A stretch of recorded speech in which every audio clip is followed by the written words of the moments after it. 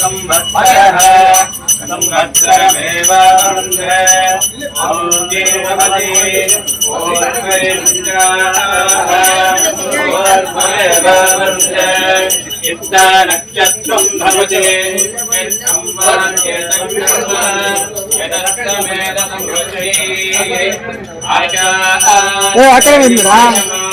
ಅಲ್ಲೇ ಇರ್ಲಿ ಬಿಡ ಅಲ್ಲೇ ಇರ್ಲಿ ಬಿಡ ಮಿಸ್ ಆಗುತ್ತೆ ಬೇಡ उत्तरां देवयज्ञामाचास्ते भूयो हविष्करणमाचास्ते दिव्यं धर्माचास्ते विश्वं प्रियमाचास्ते यतनेन हविषाचास्ते तनत्यान्नत्यान्नतनस्मै देवानात्मां तनज्ञर्देवो देवेभ्यो वरदे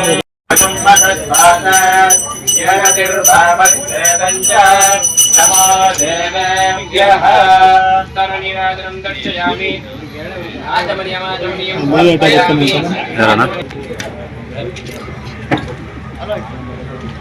ಕ್ಲಾಪ್ ಮಾಡಿಸ್ಬಿಡೋಣ ಅಲ್ಲ ಕ್ಲಾಪ್ ಮಾಡಿಸ್ಬಿಡೋಣ sir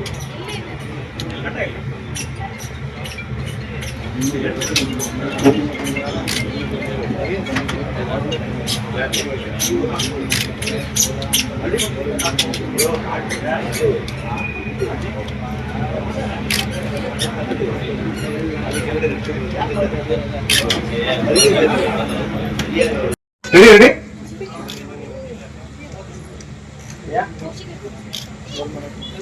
Ready now, Vijay? Ready, camera? ಅಣ್ಣ ಪ್ರೇಮ್ ಅಣ್ಣ ಸ್ವಲ್ಪ ಆ ಕಡೆ ಬರೋಣ Ready? Action. ಪವರ್ ಸ್ಟಾರ್ ಧರೆಗೆ ದೊಡ್ಡವನು ಚಿತ್ರಕ್ಕೆ ಶುಭವಾಗಲಿ.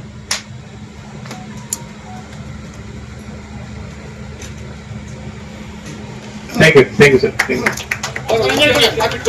ಫೋಟೋ ಬಮ್ಮ ಸೂರ್ಯ ಬನ್ನಿ ನೀವು ಬನ್ನಿ ಸೂರ್ಯ ಅಣ್ಣ ಕ್ಯಾಮರಾಮನ್ ಸರ್ ಬನ್ನಿ ನೀವು ಬನ್ನಿ ರಮೇಶ್ ನೀವು ಬನ್ನಿ ಫೋಟೋ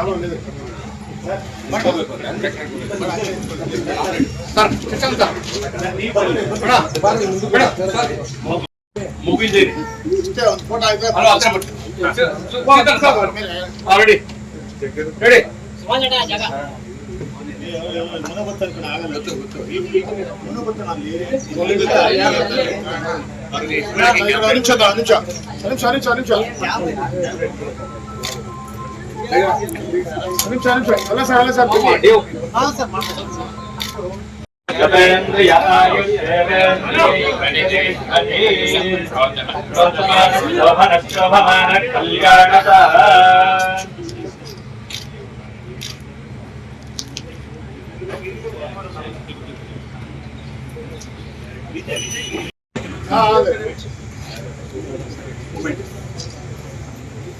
ಸರ್ ಶಶಾಂಕ್ ಸರ್ ಈ ಕಡೆ ಸರ್ ಈ ಕಡೆ ಬಾಬಾ ಹತ್ರ ಬಮ್ಮ ಒಂದು ಈ ಕಡೆ ಇಲ್ಲಿ ನೋಡಿ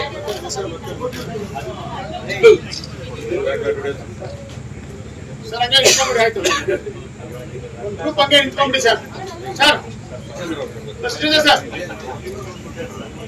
ಬನ್ನಿ ಹತ್ರ ಬನ್ನಿ ಮೇಡಮ್ ಈ ಕಡೆ ಬನ್ನಿ ಮ್ಯೂಸಿಕ್ ಥಿಯೇಟರ್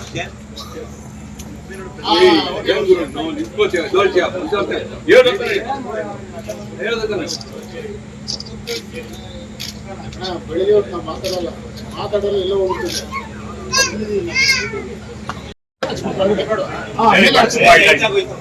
ಕ್ಯಾಮ್ರಾಗೆ ಕರೆಕ್ಟ್ ಆಗಿರುತ್ತೆ ಐತೆ ಕರೆಕ್ಟ್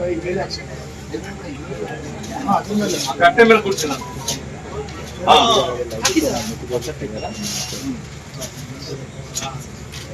ಬನ್ನಿ ಸೂರ್ಯ ಮುಂದೆ ಬನ್ನಿ ಸೂಪರ್ ಎಲ್ಲ ಬನ್ನಿ ಹಂಗೆ ಸರ್ ಕ್ಯಾಮ್ರಾ ಸರ್ ಬನ್ನಿ ನೀವು ಈ ಕಡೆ ಮೇಡಮ್ ಮ್ಯೂಸಿಕ್ ಡೈರೆಕ್ಟರ್ ಮೇಡಮ್ ಬನ್ನಿ ಏನಪ್ಪ ಇದೆ ಸರ್ ಇಲ್ಲಿ ನಿಮಿಷ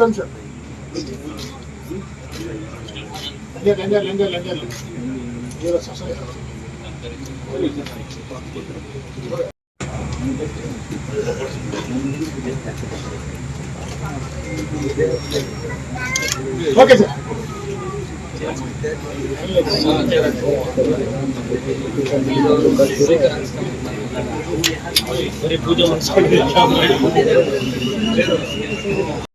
ಬೇರೆ ಏನೋ ಹೇಳಿದ್ದೆ, ಅವ್ರು ತುಂಬಾ ಉದ್ದ ಮಾತಾಡಕ್ ಶುರು ಮಾಡ್ಬಿಟ್ರು. ಹೇಳ್ದೆ ಅವ್ರಿಗೆ ಅಷ್ಟೆಲ್ಲ ಮಾತಾಡ್ಬೇಡಿ, ಅಣ್ಣಂದ್ರು ಎಲ್ಲ ಸೀನಿಯರ್ಸ್ ಇದಾರೆ, ಹುಷಾರಾಗಿ ಮಾತಾಡಿ ಅಂತ. ಇರ್ಲಿ, ಈ ಚಿತ್ರದ ಬಗ್ಗೆ ಮೊದಲನೇದಾಗಿ ನಮ್ಮ ಛಾಯಾಗ್ರಾಹಕರು ವಿಜಯ್ ಭಾಸ್ಕರ್ ಅವರು ಮಾತಾಡ್ತಾರೆ, ದಯವಿಟ್ಟು.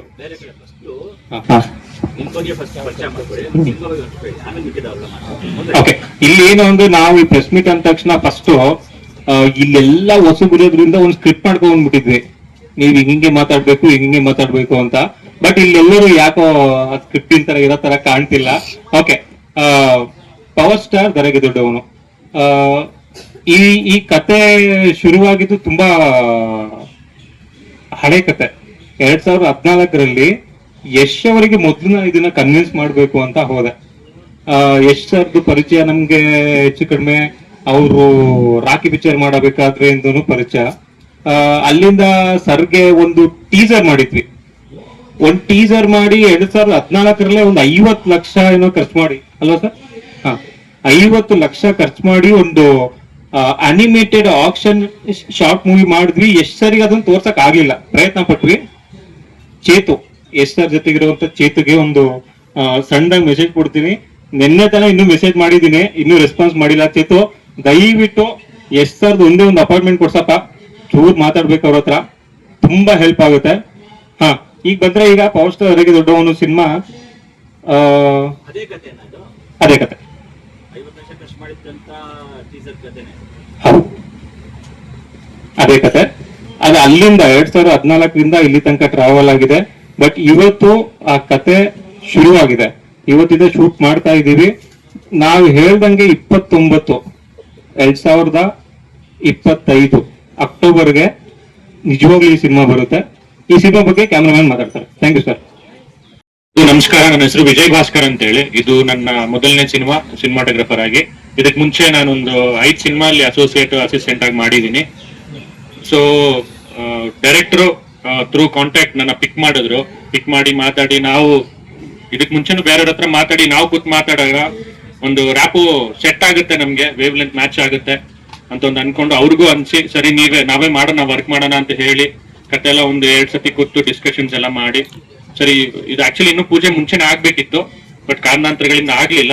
ಇವತ್ತು ಅನ್ಕೊಂಡಿದೀವಿ ಪೂಜೆ. ಸರ್ ಹೇಳ್ದಂಗೆ ರಿಲೀಸ್ ಡೇಟ್ ಕೂಡ ಅನೌನ್ಸ್ ಮಾಡಿ, ನೀವು ಎಲ್ಲರೂ ಕೇಳ್ತಿದ್ರು ಬೆಳಗ್ಗೆ ಬಂದಾಗ ಎಲ್ಲ, ಏನು ಓಪನಿಂಗ್ ಪೂಜೆ ದಿನಾನೇ ರಿಲೀಸ್ ಡೇಟ್ ಹಾಕ್ಬಿಟ್ಟಿದ್ದೀರಾ ಅಂತ. ಅವರು ಅಷ್ಟು ಅದೇ ಪರ್ಟಿಕ್ಯುಲರ್ ಡೇಟ್ಗೆ ರಿಲೀಸ್ ಮಾಡ್ಬೇಕಂತ ಹಠ ತೊಟ್ಟು ಶುರು ಮಾಡ್ತಾ ಇದೀವಿ. ವಿ ನೀಡ್ ಆಲ್ ಬ್ಲೆಸ್ಸಿಂಗ್ಸ್ ಎಲ್ಲರಿಗೂ. Thank you. ಈ ಚಿತ್ರದ ಸಂಗೀತ ನಿರ್ದೇಶಕಿ ಅನುಶ್ರೀ ಮೂರ್ತಿ ಅವರು, ಅವ್ರ ಬಗ್ಗೆ ನಿಜವಾಗ್ಲೂ ನಾನು ಹೇಳಬೇಕು. ಒಂದು ಹೆಲವನಕಟ್ಟೆ ಗಿರಿಯಮ್ಮ ಅಂತ ಒಂದು ನಾಟಕ ನಡೀತಾ ಇತ್ತು ಶಿವಮೊಗ್ಗದಲ್ಲಿ. ಆ ಶಿವಮೊಗ್ಗದಲ್ಲಿ ನಾಟಕ ನಡೀತಿರುವಾಗ ಆ ನಾಟಕದಲ್ಲಿ ಆ ಮ್ಯೂಸಿಕ್ ಕೇಳಿ ಇದು ಯಾರು ಮ್ಯೂಸಿಕ್ ಮಾಡಿದ್ದು ಅಂತ ಅವತ್ತೇ ಹುಡುಕೊಂಡು ಹೋದಾಗ ನಾವು ಭೇಟಿ ಮಾಡಿದಾಗ ನನ್ಗೆ ಅನ್ಸಿದ್ದು ಆಶ್ಚರ್ಯ ಆಗಿದ್ದು ಈ ಹುಡುಗಿನ ಸಂಗೀತ ಮಾಡಿತ್ತು ಅಂತ. ತುಂಬಾ ಆಶ್ಚರ್ಯ ಆಯ್ತು. ನಾನು ಅವತ್ತೊಂದು ಒಂದೊಂದಷ್ಟು ಕಾನ್ಸೆಪ್ಟ್ ಹೇಳಿದೆ, ಹಿಂಗ್ ಪ್ರಾಜೆಕ್ಟ್ ಮಾಡ್ತಿದ್ದೀನಮ್ಮ, ಒಂಚೂರು ನಿನಗೆ ಅದಕ್ಕೇನಾದ್ರು ಪ್ರಯತ್ನ ಪಡು, ಏನಾರ ಬರೆದು ಇಲ್ಲ ಏನಾರ ಮ್ಯೂಸಿಕ್ ಮಾಡ್ಕೊಂಬ ಅಂತ. ಇಮಿಡಿಯೇಟ್ ನೆಕ್ಸ್ಟ್ ಭದ್ರಾವತಿಯಿಂದ ಅವರು ಮೀಟ್ ಮಾಡಿ ನನ್ನ ಸಾಂಗ್ ಪ್ರೋಗ್ರಾಮಿಂಗ್ ಎಲ್ಲ ಮಾಡ್ಕೊಬಂದು ತೋರಿಸಿದ್ರು. ಅದ್ ಯಾವ ಲೆವೆಲ್ಗಿದೆ ಅಂದ್ರೆ ನಿಜವಾಗ್ಲೂ ಈ ಅಭಿಮಾನಿಗಳು ತುಂಬಾ ಸೆಲೆಬ್ರೇಟ್ ಮಾಡುವಂತ ಸಾಂಗು. ಅದ್ರ ಬಗ್ಗೆ ಇವರೇ ಮಾತಾಡ್ತಾರೆ. ಎಲ್ಲರಿಗೂ ನಮಸ್ಕಾರ. ನನ್ನ ಹೆಸರು ಅನುಶ್ರೀ, ನಾನು ಮೂಲತಃ ಭದ್ರಾವತಿಗಳು. ಫಸ್ಟ್ ಈ ಸಿನಿಮಾ ಬಗ್ಗೆ ಹೇಳಕ್ ಇಷ್ಟಪಡ್ತೀನಿ. ಪವರ್ ಸ್ಟಾರ್ ದರೆಗೆ ದೊಡ್ಡವನು, ಒಂದೇ ಮಾತನ್ನು ಹೇಳ್ಬೇಕು ಅಂದ್ರೆ ಈ ಪವರ್ ಸ್ಟಾರ್ ದರೆಗೆ ದೊಡ್ಡವನು ನೂರಾರು ಕೋಟಿ ಜನಗಳ ಆಸೆನ ಹರಕೆನ ಹೊತ್ತು ತರ್ತಾ ಇದೆ ಅಂದ್ರೆ ತಪ್ಪಾಗಲ್ಲ. ಸಂಸ್ಕೃತದಲ್ಲಿ ಒಂದು ಮಾತಿದೆ, ನಾಸಂಕರ್ತ ಗುರುಕರ್ತ ಹರಿಕರ್ತ ಅಂತ. ಈ ಸಿನಿಮಾದಲ್ಲಿ ನಾನೇನೂ ಮಾಡ್ತಾ ಇಲ್ಲ. ನಿಮ್ಗೆಲ್ಲ ಗೊತ್ತೇ ಇದೆ, ಡೈರೆಕ್ಟರ್ ಒಂದ್ ಸಿಚುಯೇಷನ್ ನ ಹೇಳ್ತಾರೆ, ಅದ್ರ ಇಮೋಷನ್ಸ್ ನ ಅರ್ಥ ಮಾಡ್ತಾರೆ. ಇದ್ರಲ್ಲಿ ಆಕ್ಚುಲಿ ಏನಾಯ್ತು ಅಂದ್ರೆ, ಈ ಸ್ಥಾನದಲ್ಲಿ ನಾನು ಇವತ್ತು ಕೂತಿದ್ದೀನಿ ಈ ಚೇರ್ ಮೇಲೆ ಅಂದ್ರೆ ಆ ಒಂದು 4 ಲೈನ್ ಕಾರಣ. ನಾನು ಅದನ್ನ ಹೇಳಕ್ ಇಷ್ಟಪಡ್ತೀನಿ, ನಿಮ್ ಒಪ್ಪಿಗೆ ಇದ್ರೆ. ಎಲ್ಲ ಹೃದಯ ಲಬ್ ಡಬ್ ಅಂತ ಬಡ್ಕೊಂಡ್ರೆ ನನ್ನ ಹೃದಯ ಅಪ್ಪು ಅಪ್ಪು ಅಂತ ಬಡ್ಕೊಳತ್ತೆ. ನನ್ಗೆ ಅಪ್ಪನೂ ದೇವ್ರೆ ಅಪ್ಪನೂ ದೇವ್ರೆ. ಅಪ್ಪ ನಂಗೆ ಜನ್ಮ ಕೊಟ್ರು, ಅಪ್ಪು ನಂಗೆ ದೃಷ್ಟಿ ಕೊಟ್ರು. ಅಪ್ಪ ಅಂದ್ರೆ ಆಕಾಶ, ಅಪ್ಪು ಅಂದ್ರೆ ಸಂತೋಷ. ಇದೇ 4 ಲೈನ್ ನಾನು ಬರ್ದು ಇದು ಕಂಟಿನ್ಯೂ ಆಗಿದೆ. ಮಿಕ್ಸಿಂಗ್ ಲೆವೆಲ್ ಅಲ್ಲಿ ತನಕ ಬಂದಿದೆ, ಮಾಸ್ಟರ್ ಮಿಕ್ಸಿಂಗ್ ಆಗ್ತಾ ಇದೆ. ಈ 4 ಲೈನ್ ನಾನು ಬರ್ದ್ಕೊಟ್ಟೆ, ಸರಿಗೆ ಇಷ್ಟ ಆಯ್ತು. ನನಗೆ ಇಂಥ ಸಣ್ಣ ಪ್ರತಿಭೆ, ನಾನು ಇನ್ನೂ ಕಲಿತಾ ಇರುವಂತ ಪ್ರತಿಭೆ ಕರೆದು ಅವಕಾಶ ಕೊಟ್ಟಿದ್ದಾರೆ ಸರ್. ಖಂಡಿತವಾಗೂ ನಾನು ನಿಮ್ ನಂಬಿಕೆನ ಉಳಿಸ್ಕೊತೀನಿ. ನನ್ನ ಕೈಲಾದ ಪ್ರಯತ್ನ ಮಾಡಿ ಒಳ್ಳೆ ಔಟ್ಪುಟ್ ಕೊಡ್ತೀನಿ. ನಂಗೆ ಸರ್ ಹೇಳಿರೋದು ಇಷ್ಟೇ, ಈ ಸಿನಿಮಾದಲ್ಲಿ ಸಂಗೀತ ಒಂದು ಝೋನ್ ನ ಕ್ರಿಯೇಟ್ ಮಾಡ್ಬೇಕು. ಅಂದ್ರೆ ಯಾವ ತರ ಅಂದ್ರೆ ಈ ಚಿತ್ರದಲ್ಲಿ ಬರೋ ಎಲ್ಲಾ ದೃಶ್ಯಕ್ಕೂ ಸಂಗೀತ ಜೀವ ತುಂಬಬೇಕು, ಸಂಗೀತ ಉಸಿರಾಗ್ಬೇಕು. ನಾನ್ ಏನ್ ಅನ್ಕೊಂಡಿದೀನಿ ಅಂದ್ರೆ ಈ ಸಿನಿಮಾದಲ್ಲಿ ಬರೀ ಸಂಗೀತ ಮಾತ್ರ ಮಾಡೋದಲ್ದಲೆ ಎಲ್ಲ ಆ ದೃಶ್ಯಕ್ಕೆ ಒಂದ್ ಜೀವ ಕೊಡ್ಬೇಕು. ಆಮೇಲೆ ಸಂಗೀತ ಮಾಡೋದು ಅಂದ್ರೆ ಬರೀ ಹಾಡನ್ನ ರಚನೆ ಮಾಡೋದಲ್ಲ, ಒಂದು ಅದಕ್ಕೆ ಜೀವ ಕೊಡ್ಬೇಕು ಅಂತ. ನಂಗೆ ಮಾತಾಡಕ್ ಅಷ್ಟೆಲ್ಲ ಸೂಪರ್ ಸರ್. ಸರ್ ಸುಮಾರು ಒಂದು 5-6 ಹಾಡಿದೆ ಸರ್. ನಂಗೆ ಒಂದು 3 ಸಾಂಗ್ ಕೊಟ್ಟಿದ್ದಾರೆ, ನಡೀತಾ ಇದೆ ಸರ್. ಈಗ ಆಲ್ರೆಡಿ ನಡೀತಾ ಇದೆ ಸರ್, ಕೆಲಸ ನಡೀತಾ ಇದೆ. ಹಾ ಸರ್, ತುಂಬಾ ಇಂಟ್ರೆಸ್ಟಿಂಗ್ ಆಗಿ ಬರುತ್ತೆ ಸರ್. ಈ ಅಪ್ಪ ಅಂದ್ರೆ ಆಕಾಶ, ಅಪ್ಪು ಅಂದ್ರೆ ಸಂತೋಷ ಆಲ್ಬಮ್ ತುಂಬಾ ಚೆನ್ನಾಗಿ ರೆಸ್ಪಾನ್ಸ್ ಬಂದಿದೆ ಸರ್. ನನಗೆ ಒಂದಿನ ಒಂದು ಅಭಿಮಾನಿ ಫೋನ್ ಮಾಡಿದ್ರು ಸರ್. ಎಷ್ಟು ಎಮೋಷನಲ್ ಆಗಿ ಮಾತಾಡಿದ್ರು ಅಂದ್ರೆ ಸರ್, ನನಗೆ ಅವತ್ತು ಅನಿಸ್ತು, ನನಗೆ ಏನು ಬೇಡಪ್ಪ, ನಂಗೆ ಯಾವ ಪ್ರಶಸ್ತಿನೂ ಬೇಡ, ನಾನ್ ಗೆದ್ದೆ ಅಪ್ಪ ಪರಮಾತ್ಮ ಅಂತ ನಾನು ಅವತ್ತು ಮಾತಾಡ್ಕೊಂಡೆ. ತುಂಬಾ ಚೆನ್ನಾಗಿ ಬರುತ್ತೆ ಅಂತ ಹೇಳ್ಬೋದು ಸರ್. ನಾನು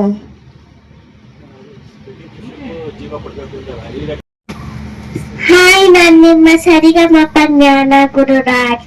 ನಮ್ಗೆ ಫಿಲಂಗೆ ಅವಕಾಶ ಕೊಟ್ಟಿದ್ದಕ್ಕೆ ಅನುಶ್ರೀ ಅಕ್ಕಂಗೆ ಥ್ಯಾಂಕ್ ಯು. ಮತ್ತೆ ನಂಗೆ ಅಪ್ಪು ಸರ್ ಅಂದ್ರೆ ತುಂಬಾ ಇಷ್ಟ. ಅಪ್ಪು ಸರ್ ಫಿಲಂ ಅಂದ್ರೆ ನಂಗೆ ಬಂದಿತ್ತು ಭಾಗ್ಯ. Thank you. ಥ್ಯಾಂಕ್ ಯು ಜ್ಞಾನ. ಈ ಸಿನಿಮಾಗೆ ತುಂಬಾ ಇಂಪಾರ್ಟೆಂಟ್ ಆಗಿ ಬೇಕಾಗಿರೋದು ವಿಜುವಲ್ ಎಫೆಕ್ಟ್ಸ್ ಸರ್. ಆ ವಿಜುವಲ್ ಎಫೆಕ್ಟ್ಸ್ ನಂಗೆ ತುಂಬಾ 10 ವರ್ಷದಿಂದ ಜರ್ನಿ ಇದೆ ಇವ್ರ ಜೊತೆ.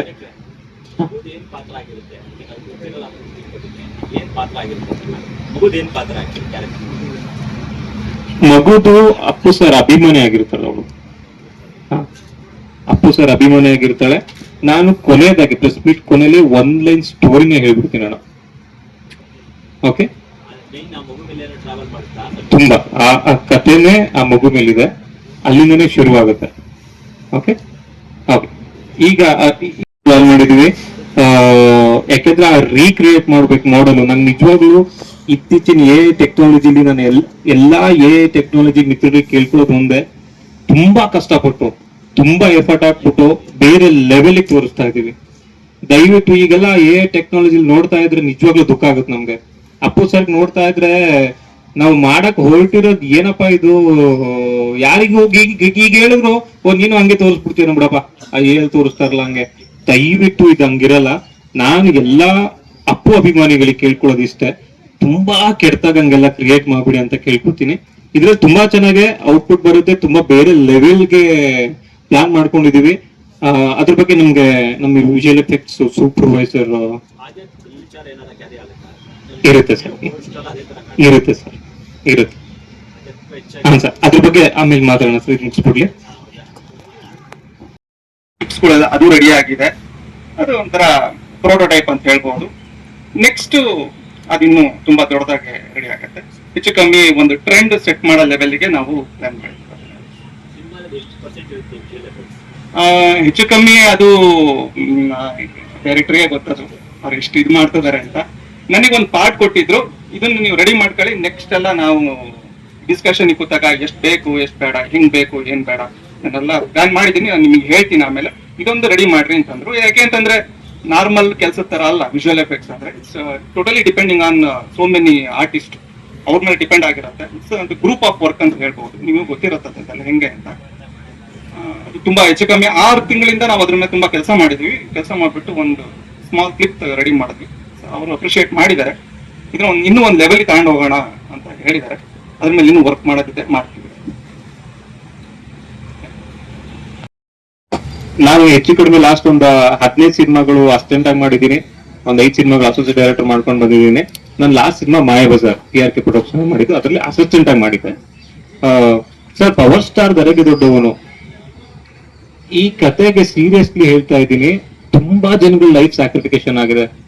ಸುಮಾರು ಒಂದು 10 ಜನ ಏನೋ ನಾನೇನೋ ಹೇಳ್ತೀನಿ, ನನಗೆ ಹಿಂಗ್ ಬೇಕು ಅಂತ ಇನ್ಫಾರ್ಮೇಶನ್ ಬೇಕು ಅಂತ ಹೊರಟಾಗ, ಸರ್ ನಿಮಗೆ ಇದೆಲ್ಲ ನಿಜವಾಗ್ಲೂ ಸಿನಿಮಾದಲ್ಲಿ ಕಾಣುತ್ತೆ ಯಾವ ಲೆವೆಲ್ಗೆ ನಾವು ಇದ್ರಲ್ಲಿ ಕತೆಗೋಸ್ಕರ ಎಷ್ಟು ಕಷ್ಟಪಟ್ಟಿದೀವಿ. ಯಾರು ಹಿಸ್ಟ್ರಿಲೇ ಮಾಡಿಲ್ಲ ಸರ್, ಸೀರಿಯಸ್ಲಿ. ಕತೆಗೋಸ್ಕರ ಈ ಲೆವೆಲ್ ಗ್ರೌಂಡ್ ವರ್ಕ್ ಯಾರು ಮಾಡಿರಲ್ಲ ಅಂತ ಅನ್ಕೋತೀನಿ. ನಾವು ಇದನ್ನೆಲ್ಲ ಈ ಲೆವೆಲ್ ಗ್ರೌಂಡ್ ವರ್ಕ್ ಮಾಡ್ಬೇಕು ಅಂತಾನೆ ಯಾವತ್ತೂ ಪ್ಲಾನ್ ಮಾಡ್ಲಿಲ್ಲ. ಅದೇನೋ ಒಂದ್ ಲೈನ್ ಇಟ್ಕೊಂಡು ಹೊರಟ್ವಿ. ಆ ಲೈನ್ ಇಟ್ಕೊಂಡು ಹೊರಟಾಗ, ಇಲ್ಲ ಈ ತರ ಬೇಡ, ಈ ತರ ಬೇಕು, ಈ ತರ ಬೇಡ, ನೀನಲ್ಲೋಗು ಇದ್ ಮಾಡು ಅದ್ ಮಾಡು ಅಂತ ತುಂಬಾ ಜನ ಸರ್. ಅದ್ರಲ್ಲಿ ತುಂಬಾ ಇಂಪಾರ್ಟೆಂಟ್ ಆಗಿ ಕೊಟ್ರೇಶ್ ಗೌಡ್ರು ಅಂತ, ಅವರು ಈ ಕತೆಗೆ ತುಂಬಾ ಹೆಲ್ಪ್ ಮಾಡಿದ್ದಾರೆ. ಅವ್ರಿಗೆ ತುಂಬಾ ಥ್ಯಾಂಕ್ಸ್ ಹೇಳ್ಬೇಕು.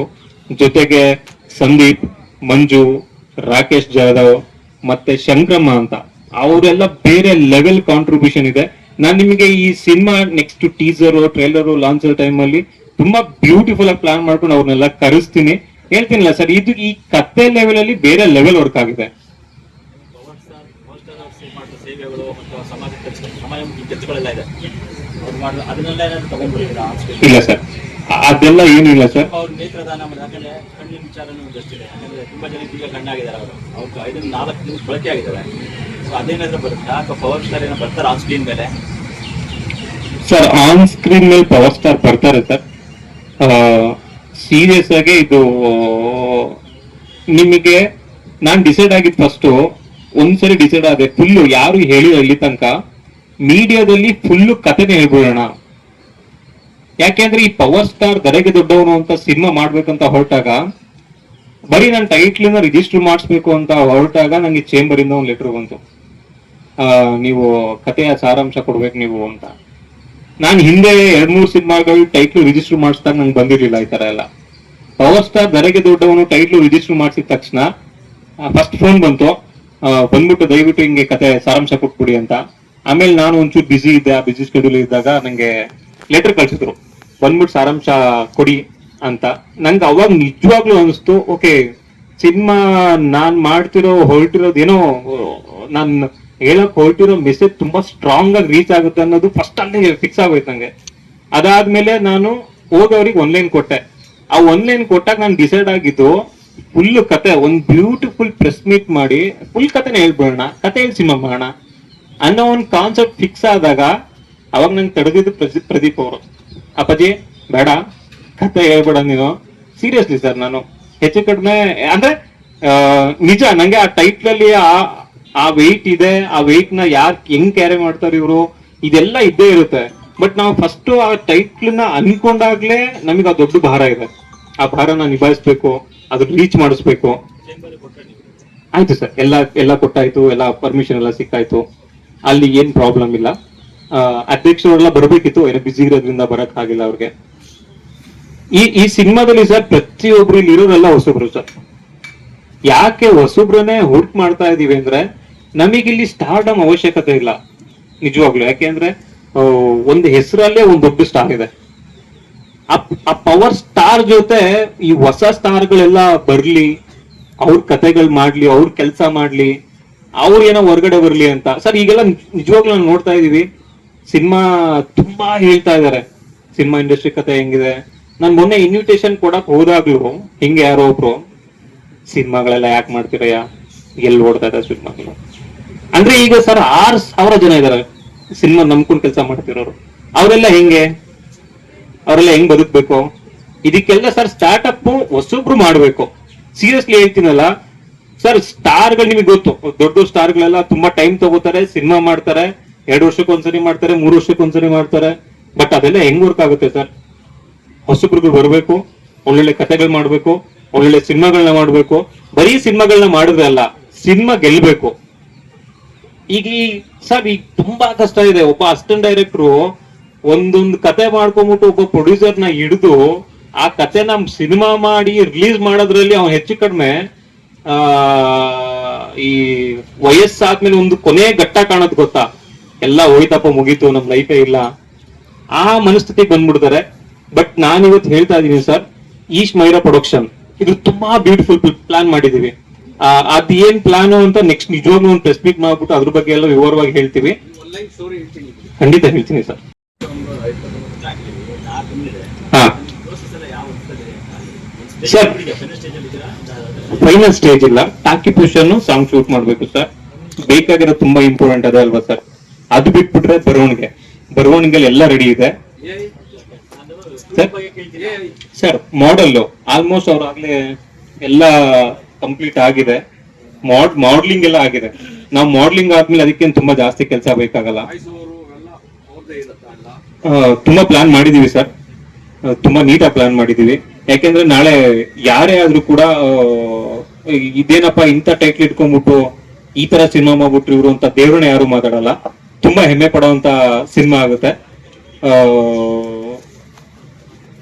ನಮ್ಮ ಕ್ಯಾಮ್ರಾಮನ್ ಸರ್ ಒಂದ್ ಮಾತು ಹೇಳಿದ್ರು ಸರ್, ಈ ಸಿನಿಮಾ ನೀವು ಶುರು ಮಾಡಿದಾಗ್ಲೇ ಗೆದ್ಬಿಡಿರ ಸರ್ ಅಂತ ಒಂದ್ ಮಾತು ಹೇಳಿದ್ರು. ಅದು ನಾವು ನಿಜವಾಗ್ಲೂ ಉಳಿಸ್ಕೊಂಡು ಹೋಗ್ಬೇಕು.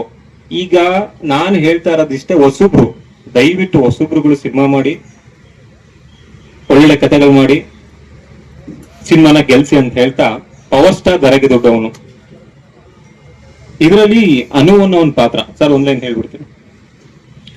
ಅನು ಅನ್ನೋ ಒಂದು ಪಾತ್ರ ಬ್ಲೈಂಡ್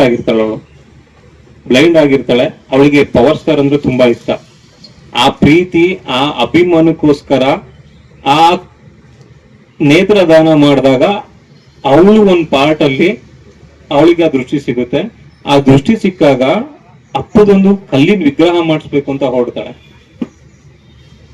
ಸರ್. ನಾನು ತುಂಬಾ ಜನ ಕೇಳಿದ್ದೀನಿ, ಅಪ್ಪು ಸರ್ ಕಲ್ಲಿನ ವಿಗ್ರಹ ಮಾಡಕ್ಕೆ ತುಂಬಾ ಜನ ಭಯ ಪಡ್ತಾರೆ. ಯಾಕೆಂದ್ರೆ ಆ ಕ್ಯಾರೆಕ್ಟರ್ನ ಆ ಕಲ್ಲಲ್ಲಿ ಕೆತ್ತದ್ದು ತುಂಬಾ ಕಷ್ಟ. ತುಂಬಾ ಜನಕ್ಕೆ ಮೀಟ್ ಮಾಡಿದ್ದೀನಿ. ಕೊನೆಯದಾಗಿ ನಮಗೆ ಕಂಡಿದ್ದು ಅರುಣ್ ಯೋಗಿರಾಜು ಅವ್ರಿಗೆ ಭೇಟಿ ಮಾಡಕ್ ತುಂಬಾ ಪ್ರಯತ್ನ ಪಡ್ತಿದೀವಿ, ಆಗಿಲ್ಲ.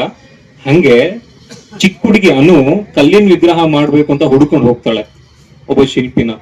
ಆ ಶಿಲ್ಪಿನ ಹುಡುಕೊಂಡು ಹೋಗಿ ಆ ಶಿಲ್ಪಿನ ಮೋಟಿವೇಟ್ ಮಾಡಿ ತುಂಬಾ ಕಷ್ಟಪಟ್ಬಿಟ್ಟು ಏನೇನೋ ಮಾಡಿ ಆ ಕಲ್ಲನ್ನ ಕೆತ್ತನೆ ಮಾಡೋ ತರ ಅನು ಮಾಡ್ತಾಳೆ. ಆ ಪ್ರೀತಿ, ಆ ಅಭಿಮಾನಕ್ಕೆ ಆ ಸೃಷ್ಟಿಯಾಗಿರೋ ಕಲ್ಲಿನ ಶಿಲೆಗೆ ಜೀವ ಕಳೆ ಬರುತ್ತೆ ಸರ್. ಇದು ಕಥೆ ಆಗಿರುತ್ತೆ ಸರ್. ಜೀವ ಕಳೆ ಬರುತ್ತೆ ಅಂದ್ರೆ ನಿಮ್ಗೆ ತುಂಬಾ ಈ ಕಲ್ಲಿನ ಕೆತ್ತನೆಗಳೆಲ್ಲ ನೋಡಿರ್ತೀರಾ, ಆ ಜೀವ ಕಳೆ ಬಂದಿದೆಯಪ್ಪ ಅಂತ ಹೇಳ್ತಾರಲ್ಲ.